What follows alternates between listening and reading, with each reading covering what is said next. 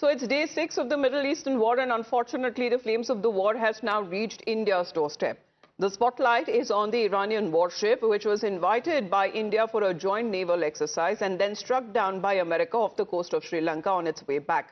Now the big question here is Donald Trump trying to drag India into this war? At least what is being believed that 87 people, sailors mostly, have been reportedly killed, and a search operation is still on for those who are missing. In fact, the Eastern Naval Command had put out a post just a few days back saying that Indian Navy welcomes Iranian Navy on the arrival at Visakhapatnam.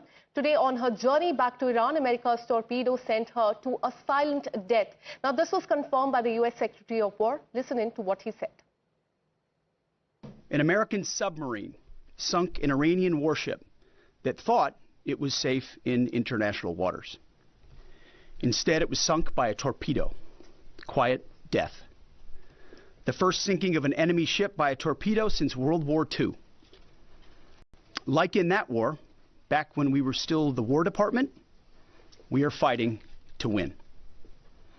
Also, yesterday, the leader of the unit who attempted to assassinate President Trump has been hunted down and killed. Iran tried to kill President Trump, and President Trump got the last laugh.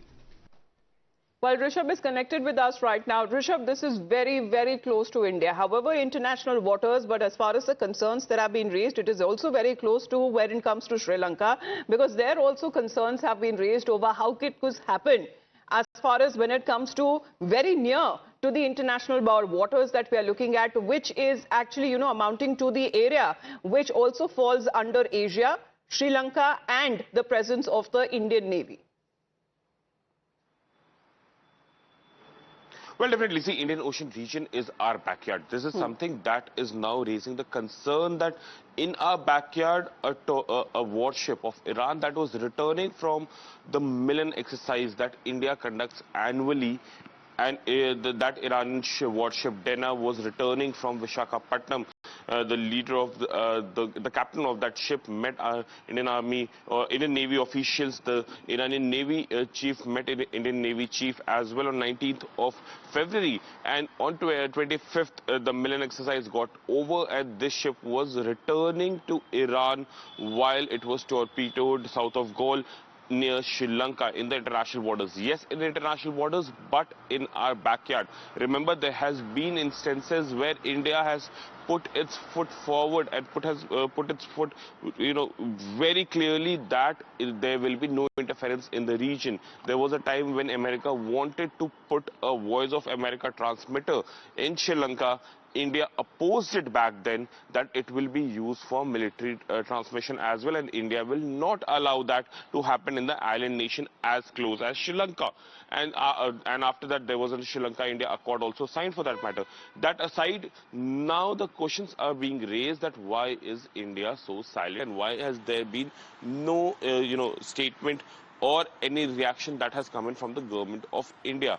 Given that the war has now reached the backyard of India, will India be part of it? Will India be affected directly by that? That is something that needs to be taken into consideration. Yes, there was a claim that came in from a retired colonel of U.S. Army that Indian ports are being used by U.S. Navy to refuel.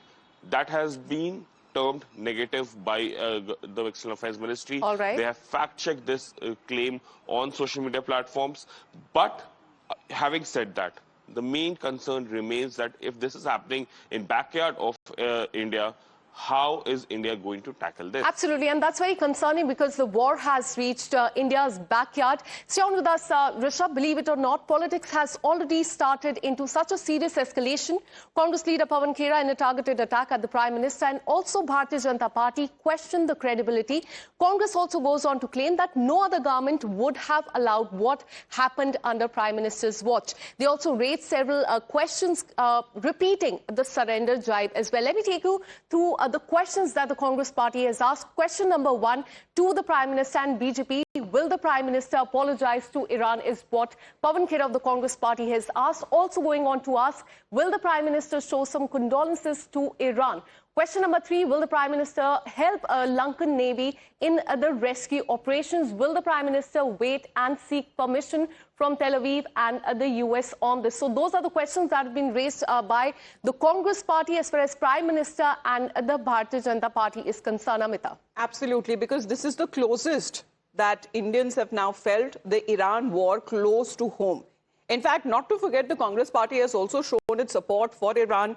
Congress MP Imran Masood met Abdul Majid Hakim Elahi, who is the Indian-based representative of Khamenei, just yesterday to offer his condolences following Khamenei's killing and has described his death as a sad event. Meanwhile, PDP chief and former Jammu and Kashmir, erstwhile state of Jammu and Kashmir Chief Minister Mehbooba Mufti also staged a protest in Srinagar against the US-Israeli strikes on Iran and the killing of their former supreme leader. And during the protest, she burned the posters of the Israeli Prime Minister and President of the United States. Now, while the supporters carried the images of Khamenei and raised anti-US and anti-Israel slogans, and has questioned the silence of the government on Khamenei's killing. देखिए, बहुत खराब स्थिति में चीजें हैं। Iran एक ताकत है और इसको स्वीकारने में अमेरिका ने और इजराइल ने गलती कर दी। मुझे नहीं लगता कि वो ईरान का उस तरह से खात्मा कर पाएंगे जिस तरह से इराक में, लीबिया में या उन और जगहों पर वो कर पाए थे। मुझे नहीं लगता, क्योंकि वहां के हालात और वहां के लोगों का डेडिकेशन वो बिल्कुल अलग है। जो हमारी दिल्ली में जो लीडरशिप है, जो इस मुल्क की लीडरशिप है, उन्होंने कंडेम नहीं किया इसको, उन्होंने वहां के लोगों को कंडोलेंस नहीं किया, तो कम से कम ये जो शैतानी ताकतें हैं, चाहे वो नेतन्याहू हो या चाहे वो ट्रंप हो, तो हमने आपके सामने उनका पुतला जलाया। मुझे बहुत अफसोस के साथ कहना पड़ता है, जो मुस्लिम कंट्रीज हैं, जितनी भी गल्फ में हैं, जितनी भी कंट्रीज हैं, मिडल ईस्ट में हैं, वो न सिर्फ तमाशा देख रही हैं, बल्कि उनके मुंह से एक लफ्ज नहीं निकला है, but indirectly tacitly they are also supporting this attack on Iran by providing bases to the Americans. For more on this, let me go across to my colleague Rishabh. Also joining us live on the broadcast is consulting editor Shinjoy Chaudhary. Coming to you, Rishabh, first, as the war escalates back in India, the politics has started with the Congress Party questioning the BJP and the Prime Minister, asking, will the Prime Minister apologize to Iran, and also will we help the Sri Lankan Navy in the rescue operation? But we're talking about the international waters. This does not come in the territory of India. How has government countered this? Has any response come in from the government on this? Well, India is right now in wait-and-watch situation. Akansha, Indian government hasn't really made any specific comment on this very incident of, the Iranian warship Dena being torpedoed by the US submarine. Remember, this is the first torpedo in last 40 years, maybe in this region. The last known torpedoed warship was INS Kukri during 1971 war, and since that too has a lot of ifs and buts, whether Pakistan was, the one who torpedoed it, or it went down because of internal failures. So there are many ifs and buts there. But having said that, the politics is rife right now.